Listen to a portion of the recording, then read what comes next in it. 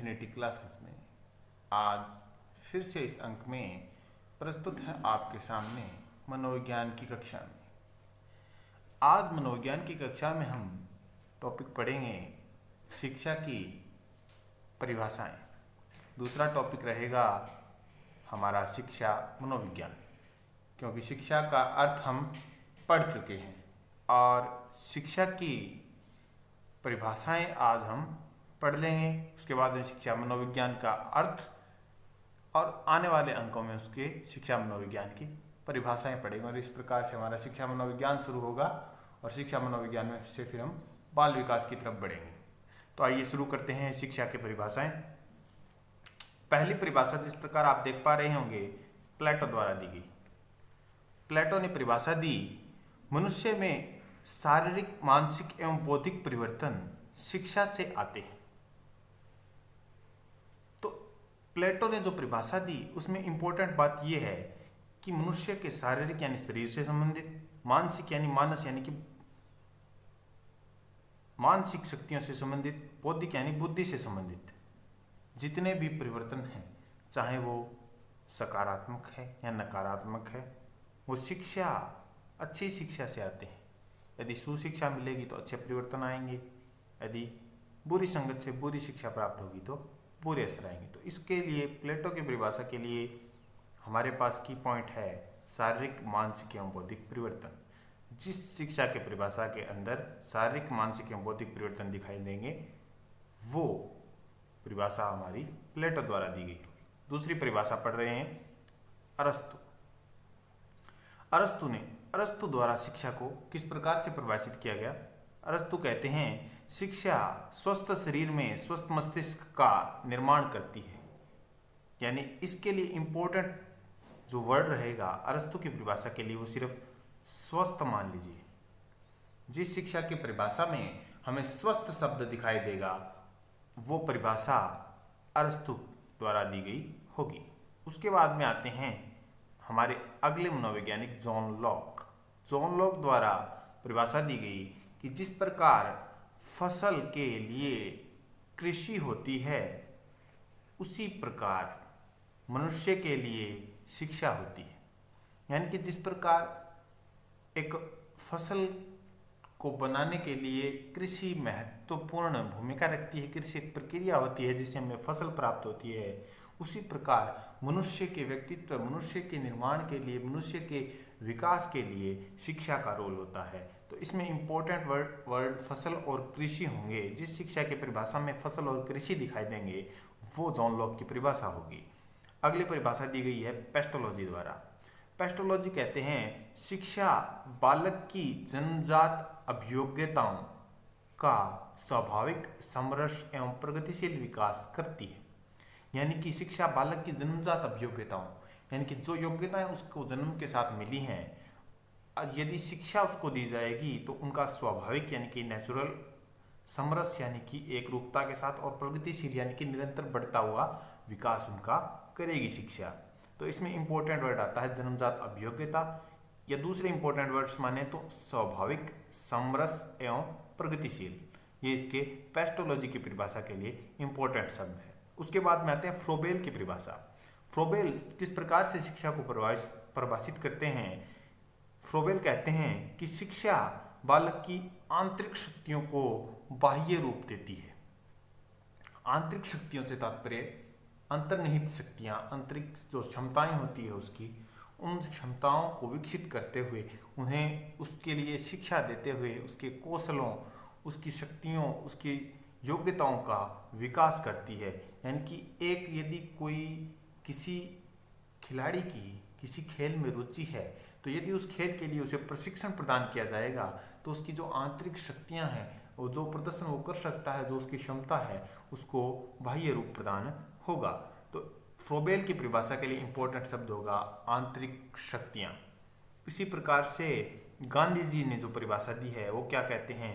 गांधी जी कहते हैं शिक्षा से मेरा अभिप्राय मनुष्य के शरीर, आत्मा एवं मस्तिष्क का सर्वांगीण एवं सर्वोत्तम विकास से है। यानी कि यहाँ इंपॉर्टेंट जो वर्ड है शिक्षा के लिए सर्वांगीण और सर्वोत्तम विकास कह दीजिए, एक दूसरा इंपॉर्टेंट वर्ड ले लीजिए, शरीर, आत्मा एवं मस्तिष्क। यानी कि गांधी जी से संबंधित जो शिक्षा की परिभाषा है उसमें शब्द आएंगे शरीर, आत्मा एवं मस्तिष्क, या फिर सर्वांगीण या सर्वोत्तम विकास। तो वो परिभाषा गांधी जी द्वारा दी जाएगी। गांधी जी द्वारा एक और कॉन्सेप्ट जो था वो बुनियादी शिक्षा का दिया गया, तो इसे अलग से याद रखें, बुनियादी शिक्षा। आगे आने वाली परिभाषाएं देखिए। आगे हम 7 नंबर परिभाषा जो दी गई वो देखिए, स्वामी विवेकानंद। इंपॉर्टेंट परिभाषा है, शिक्षा बालक में पूर्व निहित पूर्णता को अभिव्यक्त करती है। यानी कि जन्म के साथ जो योग्यता पूर्व में निहित उसके अंदर पूर्णता है, उस पूर्णता को अभिव्यक्त करवाती है। अभिव्यक्ति उसकी शिक्षा के माध्यम से होती है, क्योंकि उसे प्रशिक्षण मिलता है, उससे उसे व्यक्त करने की समझ आती है। तो इस प्रकार से स्वामी विवेकानंद द्वारा दी गई परिभाषा क्या कहती है शिक्षा के अंदर, उसके लिए इंपॉर्टेंट वर्ड है पूर्व निहित पूर्णता। और कौल सैनिक, उसके बाद में आते हैं कौल सैनिक। कौल सैनिक कहते हैं शिक्षा बालक में शारीरिक मानसिक विकास करती है। ये परिभाषा जो है वो प्लेटो से मिलती जुलती है और इन दोनों के बीच में हम कंफ्यूजन आ सकता है, लेकिन इन दोनों परिभाषाओं में मेनली अंतर क्या रखेंगे, इनमें इंपॉर्टेंट जो वर्ड्स हैं, की पॉइंट जो हैं, की वर्ड जो हैं वो देखिए। हम 7-8 परिभाषाएं पढ़ी हमने सबके, देखिए प्लेटो और कौल सैनिक के एक साथ याद करते हैं। तो प्लेटो ने तो बताए थे शारीरिक, मानसिक और बौद्धिक परिवर्तन, ये उसके लिए की पॉइंट थे। और कौल सैनिक ने बताए शारीरिक और मानसिक। तो इसमें मुख्य अंतर यही है कि इसने तो 3 बताए, उसमें बौद्धिक भी शामिल है, और इसने सिर्फ 2 बताए, तो इनके द्वारा हम इनका अंतर कर सकते हैं। अब अरस्तु ने बताया, अरस्तु के लिए की पॉइंट है स्वस्थ, यानी कि स्वस्थ शरीर और स्वस्थ मस्तिष्क, ये इसके लिए की पॉइंट है। जॉन लॉक के लिए फसल और कृषि। फ्रॉबेल के लिए आंतरिक शक्तियों का बाह्य निरूपण, बाह्य रूप करती है शिक्षा, ये बताया था फ्रॉबेल ने। इसी प्रकार पेस्टोलॉजी के लिए इंपॉर्टेंट वर्ड आते हैं जन्मजात अभियोग्यता, और उसी प्रकार इसके 2 वर्ड और कह सकते हैं, स्वाभाविक, समरस और प्रगतिशील। इसी प्रकार महात्मा गांधी के लिए आते हैं शरीर, आत्मा और मस्तिष्क, और इंपॉर्टेंट वर्ड कहें तो सर्वांगीण और सर्वोत्तम विकास। उसी प्रकार स्वामी विवेकानंद कहते हैं पूर्व निहित पूर्णता। तो इस प्रकार इन की पॉइंट्स को यदि आप याद रखेंगे तो 8 की 8 परिभाषाएं आपको मेमोराइज हो जाएंगी, याद रहेंगी, इन्हें आसानी से आप याद कर सकते हैं। अब हम पढ़ेंगे शिक्षा मनोविज्ञान का अर्थ। शिक्षा मनोविज्ञान का अर्थ, यानी शिक्षा मनोविज्ञान का प्रारंभ कर रहे हैं, अर्थ पढ़ रहे हैं। देखिए इसको इस डायग्राम से समझेंगे हम कि शिक्षा मनोविज्ञान के अंदर 2 वर्ड्स हैं, शिक्षा और दूसरा है मनोविज्ञान। दोनों का अर्थ हम पढ़ चुके हैं, शिक्षा भी हम पढ़ चुके हैं, मनोविज्ञान भी हम पढ़ चुके हैं। तो शिक्षा का जो हम अर्थ लेते हैं, जो रियल अर्थ, वास्तविक अर्थ जो लेते हैं, वो लेते हैं हम परिमार्जन की क्रिया, या व्यवहार का प्रकाशमान होना, व्यवहार के परिमार्जन की क्रिया जो होती है वो शिक्षा होती है। और मनोविज्ञान जो होता है वो होता है व्यवहार का अध्ययन, ये भी हम पढ़ चुके हैं।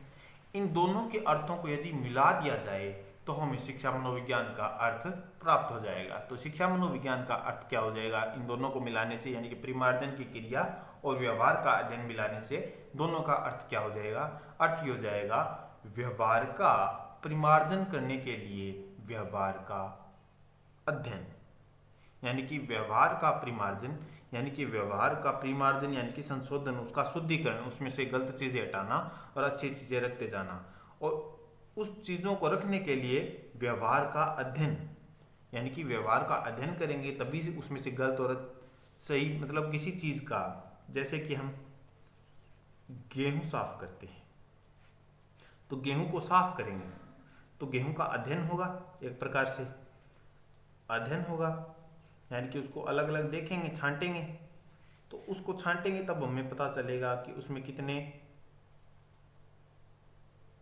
कंकड़ है और कितनी गेहूं है या कचरा है, दोनों का अध्ययन करने पर पता चला। और परिमार्जन करने के लिए हम उन कंकड़ और कचरे को हटा देंगे तो हमारे पास गेहूं, साफ गेहूं शेष बच जाएगी। उसी प्रकार व्यवहार ले लीजिए, व्यवहार का अध्ययन करेंगे तो गलत व्यवहार और सही व्यवहार का हम वर्गीकरण कर पाएंगे और फिर उसमें से परिमार्जन कर देंगे, गलत व्यवहार को हटा देंगे, सही को रख लेंगे। तो इस प्रकार शिक्षा मनोविज्ञान व्यवहार का परिमार्जन करने के लिए व्यवहार का अध्ययन है। तो ये शिक्षा मनोविज्ञान का अर्थ है। आगे आने वाली कड़ी के अंदर हम शिक्षा मनोविज्ञान की परिभाषा पढ़ेंगे और बाल विकास का प्रारंभ करने का प्रयास भी करेंगे। यदि दोस्तों आपको ये पढ़ाया हुआ समझ में आ रहा है तो वीडियो को लाइक करें, शेयर करें और चैनल को सब्सक्राइब करें और ज़्यादा से ज़्यादा लोगों तक इस चैनल को पहुंचाएं। इसको वीडियोस को रिवाइज करें, देखें।